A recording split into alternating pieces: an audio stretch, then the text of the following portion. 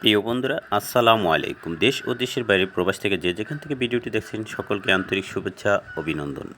আজকের ভিডিওতে দেখাবো কুমিল্লা জেলায় সঙ্গীত শিল্পী সুচিন দেবের এই পরিত্যক্ত বাড়িটি এই মুহূর্তে, এবং এই বাড়িটির সম্পূর্ণ দায়িত্বে আছেন জেলা প্রশাসকের দায়িত্বে এই বাড়িটির সৌন্দর্য, এবং এটি একটি পর্যটক কেন্দ্রের মতোই তুলে ধরছে সুন্দর দৃশ্যগুলো। এবং প্রাচীনকালের সেই শচীন দেবের বাড়িটি এখন এতটাই সুন্দর লাগছে, এখানে মানুষ প্রতিনিয়ত ভ্রমণে আসে এবং ঘুরতে আসে দেখার জন্য। এখানে ছোট ছোট কিছু কক্ষ আছে, এতটাই সুন্দর।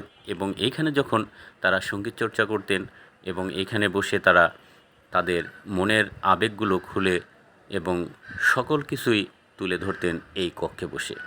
সেই বিভিন্ন ছোট ছোট কক্ষগুলো এতটাই সৌন্দর্য, দেওয়ালের চারদিক এবং এই বাড়িটির বিভিন্ন কক্ষের ছোট দৃশ্যগুলো খুবই আকর্ষণীয়।